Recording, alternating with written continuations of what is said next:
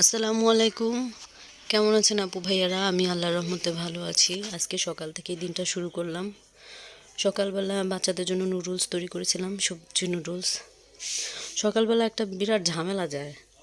আমার স্বামী দোকানে যায়, বাচ্চাদের নাস্তা খাওয়ানো লাগে, ওষুধ খাওয়ানো লাগে, তারও ওষুধ আছে। তারপর আমি নিজে খাইলাম। আর দুপুরের জন্য রান্না তৈরি করছি। নিজের গাছের লাউ শাক, সিম এগুলাই না রান্না করলাম। কুটা কাটা কম ঝামেলা না, একা একা সামলাইতে গেলে বোঝা যায় আসলে কতটা কষ্ট। তারপর ভাবলাম যে বাচ্চাদের জন্য কি রান্না করি।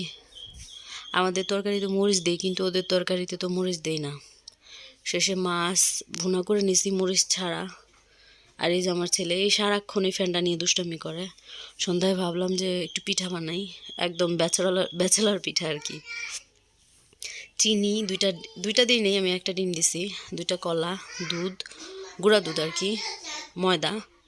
এদিকে দুধ জাল বসায় দিছিলাম। তো এগুলোরে মিক্স করলাম। আমার বিড়াল বসা ছিল, দেখেন ঘরটা কি এলোমেলো। আমি কে বলবে আমি গুছায় রাখি? মানুষ তো শুধু বলতেই পারে এটা করে না ওইটা করে না, কিন্তু কেউ এসে কখনো হেল্প করবে না। আপুরা আগে নিজের যত্ন নেবেন। আসলে নিজেকে যদি ভালোবাসতে না পারেন তাহলে দেখবেন কি শেষে একা একা লাগবে, মনে হবে যে কার জন্য করলাম, কি জন্য করলাম, এই আর কি। আমি এগুলি মিক্স, আমার ছেলে যে কি পরিমাণ বিরক্ত করে, এগুলি ফালাই দিতেছিল সব। সে দোয়া করবেন আমার ছেলেটার জন্য। মাশাল্লাহ, আল্লাহর রহমতে যেন সবসময় আল্লাহ সুস্থ রাখে। 2 দিন এত ব্যথা পায় সে। ওইখানে আমার জায়ের একটা, আমার জায়গার ওখানে একটা বড় লেবু গাছ লাগাইছে। ভিতরে লাগাইলে হয়তো, কিন্তু লাগাইছে এই সাইডে। যাক, কি বলার আছে, তার জায়গায় সে লাগাইছে। প্রতিটা দিন আমার ছেলে মেয়ে খোঁচা লাগে, আমার লাগে, একদম পুরো কপালটা কাইটে গেছে। আমি হিবিজিবিতে কাজ করতে পারি না শান্তি মতো। আমার বাচ্চারা ধরে এলোমেলো করে, এটা ফালায় দেয়, ওইটা ফালায় দেয়। তো আগেরটা পরেরটা আগে এরকম করে ফেলি। যেমন কলাটা আমার পরে ছিলা উচিত ছিল, আমি আগে ছিলে ফেলছি। আবার ডিমও পাশে ভাঙা রাখছি, আপনারা তো দেখেন নাই। ডিমও পাশে ভাঙা ফেলছিলাম আমি, পরে পাশে রাইখা দিছি। আমি জানি ছেলে ফালায় টালায় দিয়ে ভরায় ফেলবো, আর যে দেখবো সে আমার পাগল টাগল বলবো আর কি। আল্লাহ মাফ করুক আমার বারবার হাত রাত। আর এগুলি ম্যাশ করানোর পরে আমি এগুলির কি করছি, আমার ননদ কথা বলতেছে।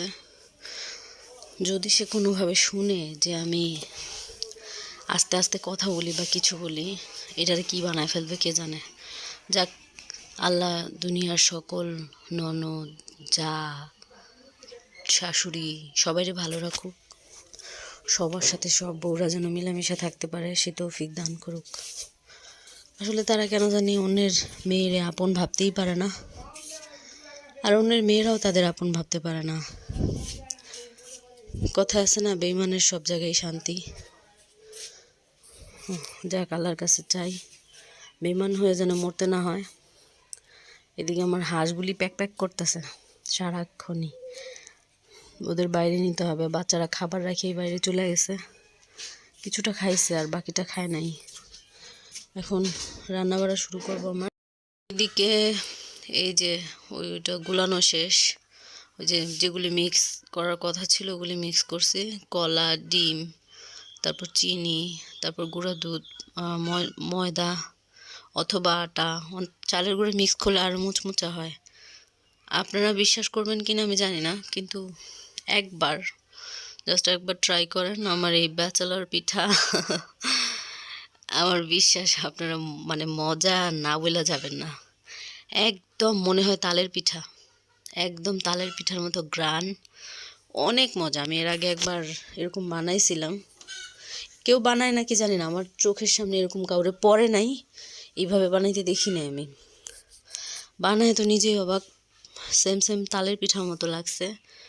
আমি কি করছি, আমারও তো মানে সময় হয় না, তাই চামচ দিয়ে উঠে কোনো রকম করে ওই যে ওইভাবে দিতেছিলাম, তেলে ছাড়তেছিলাম। এগুলো তেলের মারামারি, খালি তেল লাগে। মধ্যবিত্তের খাবারে তেল পরিমাণ যখন বেশি লাগে তখন কি যে পরিমাণ ঝামেলা।